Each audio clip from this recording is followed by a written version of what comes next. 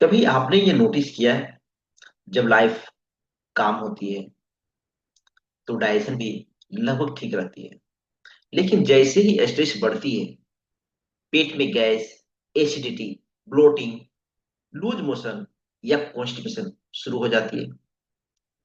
कभी important meeting से पहले बाथरूम जाना पड़ जाता है। कभी किसी टेंशन के बाद स्टोमक हेवी लगती है। और कभी बिना कुछ अनयूजुअल खाए बिना भी एसिडिटी हो जाती है। क्या ये सिर्फ कोइंसिडेंस है? नहीं, आपका ब्रेन और जो गट है कॉन्स्टेंटली कम्युनिकेट करती है। डायजेशन को नर्वस और हार्मोन रेगुलेट करती है और सिग्नल भेजती है ब्रेन को गट, और गट को ब्रेन। दोनों डायरेक्शन में एक दूसरे को सिग्नल भेजते हैं। तो आज हम लोग समझेंगे स्ट्रेस डायजेशन को कैसे इफेक्ट करती है। आओ, आप इसे साइकिल को कैसे तोड़ सकते हैं। मान लीजिए एक वर्किंग प्रोफेशनल है अमित। सुबह ऑफिस के लिए जल्दी निकलना है। ब्रेकफास्ट कभी टाइम पर खाया तो कभी उसको स्किप कर दिया। ऑफिस में मीटिंग हो रही है, डेडलाइन है, बॉस का प्रेशर है, फोन पर कंटिन्यूअस मैसेज आ रही है, लंच भी कंप्यूटर के सामने कर रहा है, और शाम तक स्ट्रेस। और घर आने के बाद लेट से डिनर कर रहा है। कुछ दिन बाद अमित को प्रॉब्लम होने लगा। सर, मेरा पेट हमेशा हेवी रहता है, कभी एसिडिटी रहती है, कभी ब्लोटिंग, कभी बॉयल मूवमेंट इरेगुलर हो जा रही है। उन्होंने फूड चेंज करना स्टार्ट किया। अब क्या हुआ? कभी डेयरी को बंद किया, कभी स्पाइसी फूड को बंद किया, और कभी बाहर का खाना बंद किया। लेकिन सिम्टम कंप्लीटली उसका सोल्व नहीं हो रहा। फिर उन्होंने एक चीज को नोटिस की। वीकेंड पर जब स्ट्रेस कम होता था तो डाइजेशन ऑटोमेटिक उनको बेहतर फील होता था। यही नहीं, और उनको एक इंपॉर्टेंट क्वेश्चन दिमाग में आया। क्या प्रॉब्लम सिर्फ प्लेट में होती कि हमारा स्ट्रेस में थी? क्योंकि जब हम रेस्ट करते वीकेंड में तो हमारा डाइजेशन अच्छी हो रही है। ये प्रॉब्लम सिर्फ प्लेट में थी या माइंड में भी कुछ चल रहा था? अब मैं एक सिंपल साइंस को समझाता हूँ। आपके गट में अपना कॉम्प्लेक्स नर्वस सिस्टम होता है, और ब्रेन और डाइजेस्टिव सिस्टम के बीच जो कम्युनिकेशन होती है, इस इंटरएक्शन को हम ब्रॉडली गट ब्रेन कनेक्शन कहते हैं या गट ब्रेन एक्सिस कहते हैं। अब इमेजिन कीजिए, आपका एक स्ट्रेसफुल ईमेल आता है और ब्रेन कहता है समस्याएं तो है। बॉडी अलर्ट मोड में चली जाती है और आपका हार्ट रेट बढ़ जाती है, मसल टेंस हो जाती है, और डायजेशन भी टेम्पोरली चेंज हो सकता है। इसलिए कुछ लोगों को स्ट्रेस के टाइम स्टमक डिस्कम्फर्ट होती है, ब्लोटिंग होती है, अर्जेंसी फील होती है, कॉन्स्टिपेशन होती है, और डायरिया होती है, और इंडाइजेशन की समस्या हो जाती है। इस जैसे सिम्टम को वो फील कर सकते हैं, महसूस कर सकते हैं। और आईबीएस में जो ये फंक्शन है, डिस्पेप्सिया जैसे डिसऑर्डर को भी डिसऑर्डर और कट ब्रेन इंटरेक्शन माना जाता है। अब सबसे जो इंटरेस्टिंग पार्ट है, मान लो आपको स्ट्रेस हुआ, तब क्या हुआ? आपका डाइजेस्टिव डिस्टर्ब हुआ। उसके बाद क्या हुआ? पेट में डिस्कम्फर्ट हुआ। जब पेट डिस्कम्फर्ट हुआ तो आपको टेंशन क्या होना, टेंशन लेने लगे कि हमारा पेट डिस्कम्फर्ट हो गया। और जब पेट फिर खराब हो रहा है तो और एंजाइटी लग रहा है, और एंजाइटी बढ़ रही है। फिर सिम्टम और नोटिसेबल लगने लगा, और ये एक साइकिल बन सकती है, और ये बार बार होने लगती है। अमेरिकन कॉलेज ऑफ गैस्ट्रोइंटरोलॉजी भी इसको एक्सप्लेन कर रहा है और करता है कि स्ट्रेस और इमोशनल जो फैक्टर है वो आईबीएस सिम्टम को खराब कर सकती है, और गट सिम्टम खुद एंजाइटी को इंक्रीज कर सकता है। इसलिए सिर्फ ये कहना कि फूड बदल दो हर पर्सन के लिए कंप्लीट आंसर नहीं होता है। कभी कभी हमें ये भी देखना पड़ता है कि मेरा नर्वस सिस्टम किस स्टेट में है। अमित ने एक सिंपल एक्सपेरिमेंट किया, स्टार्ट किया।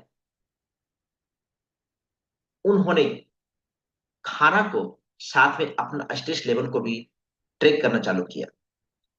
जब लंच करें तो फूड कैसा है, नॉर्मल है, लेकिन स्ट्रेस कैसा है, 10 में 8 नंबर। फिर डिनर को देखा कि डिनर हम खा रहे हैं तो उसको भी देखा कि फूड और नॉर्मल को किया, ऑब्जर्व किया, लेकिन माइंड क्या है, ओवर थिंकिंग है, वीकेंड है, और फूड लगभग लगभग सेम है, लेकिन क्या है, स्ट्रेस लेवल जो 10 में 3 है। और उन्होंने पैटर्न को समझ जाने लगा, समझ में उसको आने लगा पैटर्न, कि फूड इंपॉर्टेंट था, लेकिन क्या, स्ट्रेस भी उनकी डाइजेस्टिव एक्सपीरियंस को इंपॉर्टेंट पार्ट था। अब प्रैक्टिकल पार्ट को मैं आपको बताता हूँ। मैं आपको 5 सिंपल हैबिट को देता हूँ। पहला, मील से पहले पॉज करें।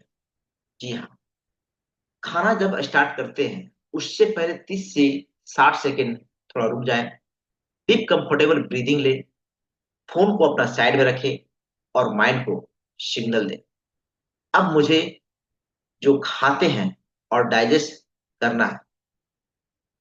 तो और दूसरा नंबर, स्लो इट। यस, धीरे धीरे खाएं, जल्दी जल्दी नहीं खाएं, जल्दी जल्दी को खाने को अवॉइड करें, प्रॉपर अच्छी तरीके से चबाकर खाएं। मील को एक रेस उसको मत बनाएं, और मील को काम एक्टिविटी भी हो सकता है। तीसरा, डेली मूवमेंट। आपको नेसेसरली इंटेंस वर्कआउट नहीं करना है कि हमको ये करना ही करना है, सो नहीं। सिंपल वॉकिंग भी डेली रूटीन का एक पार्ट बन सकती है, स्पेशली मील के around. Comfortable movement overall digestive routine को सपोर्ट कर सकता है। और चौथा, स्लीप को प्रायोरिटी दें। यस, आपका जो नींद है उसको प्रायोरिटी दें। अगर आप रोज देर रात को सोएंगे, देर रात तक जगेंगे, अपने मोबाइल को स्क्रॉल करेंगे, वर्क करेंगे, ओवर थिंकिंग करेंगे और करते हैं, तो बॉडी को रिकवरी का प्रॉपर अपॉर्चुनिटी नहीं मिलता है। इसलिए कंसिस्टेंट जो स्लीप है उसको रूटीन को डेवलप करना बहुत इंपॉर्टेंट है। पांचवा, स्ट्रेस को सप्रेस नहीं, मैनेज करना सीखें। यस, स्ट्रेस को कंप्लीटली खत्म नहीं करें, उसको खत्म करने की उसको मत सोचें, ये पॉसिबल है ही नहीं। लाइफ में डेडलाइन होगी, रिस्पॉन्सिबिलिटी रहेगी, प्रॉब्लम होगी, और गोल ये तो हमेशा रहेगी। मुझे कभी स्ट्रेस नहीं होना चाहिए, ऐसा गोल नहीं होना चाहिए। स्ट्रेस आने पर मैं अपने बॉडी और माइंड को रेगुलेट कर सकूं, उसको मैनेज कर सकूं, ये वो होना चाहिए। आप ट्राई कर सकते हैं उसको मैनेज करने के लिए, जैसे कि deep breathing, meditation, prayer, walking, journaling, nature time, social connection. अगर स्ट्रेस या एंजाइटी ये सिग्निफिकेंट है और डेली लाइफ को इफेक्ट कर रही है, तो प्रोफेशनल मेंटल हेल्थ सपोर्ट को भी यूजफुल हो सकता है। गट फोकस साइकोलॉजिकल थेरेपी, जो कुछ गट ब्रेन जो डिसऑर्डर में ट्रीटमेंट कर पार्ट है, ये भी हो सकती है। तो अगर आपका बार बार डाइजेस्टिव प्रॉब्लम होती है तो खाना को इमिडिएटली विलेन मत बनाइए, और स्ट्रेस को भी इग्नोर मत कीजिए।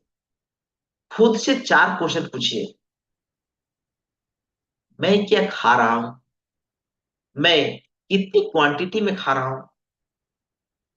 तीसरा, मैं किस स्टेट में और किस माइंड में जो है उसमें खाना ले रहा हूं।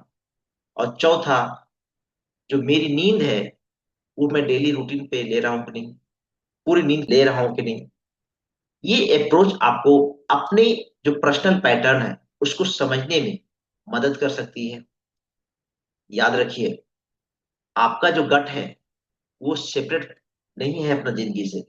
आपकी वर्क लाइफ है, आपकी स्लीप, आपका स्ट्रेस, आपकी ईटिंग हैबिट, सब एक इंटरकनेक्टेड है, सिस्टम का एक पार्ट है। इसलिए गट हेल्थ का मतलब सिर्फ क्या खाना है वो नहीं है। गट हेल्थ का एक इंपॉर्टेंट पार्ट ये भी है कैसे जीना है। अब मुझे कमेंट में बताएं, स्ट्रेस के टाइम आपका डाइजेशन कैसे रिएक्ट करता है। ए एसिडिटी, बी गैस या ब्लोटिंग, सी कॉन्स्टिपेशन, डी लूज मोशन, ई कुछ और।